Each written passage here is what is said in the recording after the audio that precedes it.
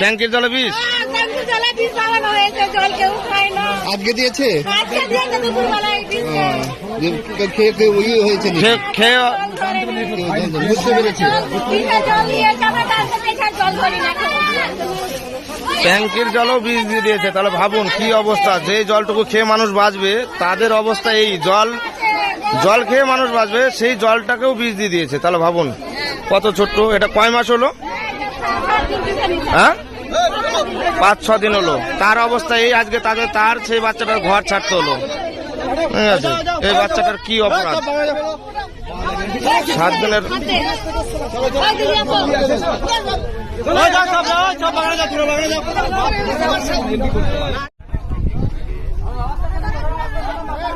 আস্তে, তাড়াহুড়া করবেন না, এখানে কোনো টেনশন নাই, কেউ তাড়াহুড়া করবেন না।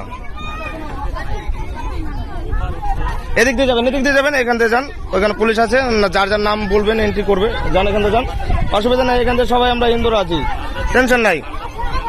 এখান থেকে যাও, কোন টেনশন করি না। বাড়িতে কেউ যদি থাকে ফোন করে ডেকে নিন, তারাও যেন চলে আসে। ঠিক আছে, ডেকে নিন।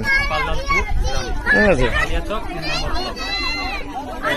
লোকগুলোকে দেখতে পাচ্ছেন ধুলিয়ান বাজার থেকে, যাদের উপর অত্যাচার হয়েছে, বাড়িঘর ভাঙা হয়েছে, তারা এখানে আমাদের এপারে এসে অবস্থিত হয়েছে। তো এখানে পুলিশরাও আছে। ঠিক আছে, ওনারা বেশ ভালোই করে করছে।